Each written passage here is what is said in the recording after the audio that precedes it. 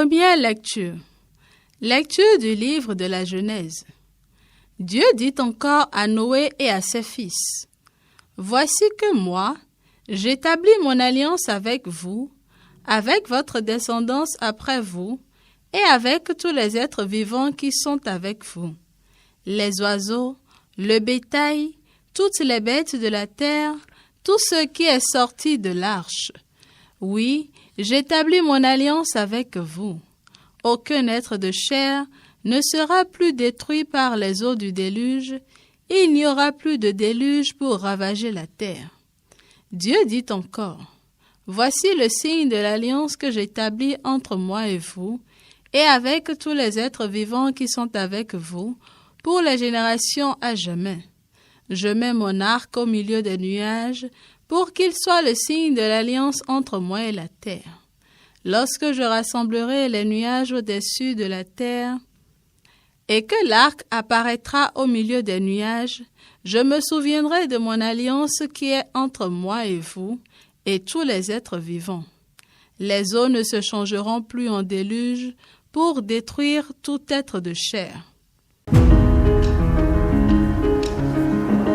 Tes chemins, Seigneur, sont amour et vérité pour qui garde ton alliance. Tes chemins, Seigneur, sont amour et vérité pour qui garde ton alliance. Seigneur, enseigne-moi tes voies, fais-moi connaître ta route. Dirige-moi par ta vérité, enseigne-moi, car tu es le Dieu qui me sauve. Tes chemins, Seigneur, sont amour et vérité pour qui garde ton alliance. Rappelle-toi, Seigneur, ta tendresse, ton amour qui est de toujours. Dans ton amour, ne m'oublie pas, en raison de ta bonté, Seigneur. Tes chemins, Seigneur, sont amour et vérité pour qui garde ton alliance. Il est droit, il est bon le Seigneur, lui qui montre aux pécheurs le chemin. Sa justice dirige les humbles, il enseigne aux humbles son chemin. Tes chemins, Seigneur, sont amour et vérité pour qui garde ton alliance.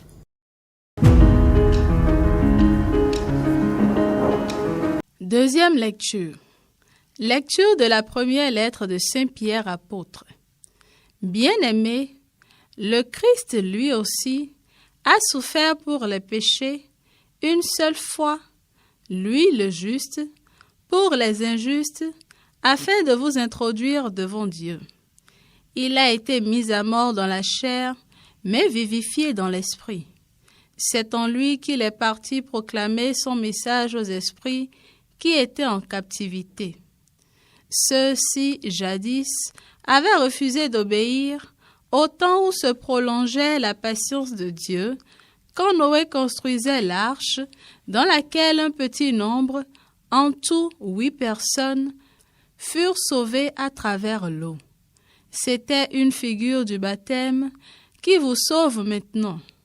Le baptême ne purifie pas de souillures extérieures, mais il est l'engagement envers Dieu d'une conscience droite, et il sauve par la résurrection de Jésus-Christ, lui qui est à la droite de Dieu, après s'en être allé au ciel, lui à qui sont soumis les anges, ainsi que les souverainetés et les puissances.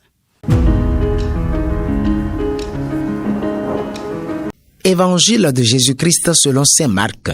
En ce temps-là, Jésus venait d'être baptisé. Aussitôt, l'Esprit pousse Jésus au désert et, dans le désert, il resta 40 jours, tenté par Satan. Il vivait parmi les bêtes sauvages et les anges le servaient.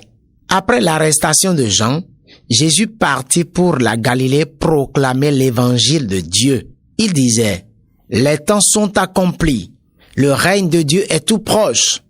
Convertissez-vous et croyez à l'évangile. »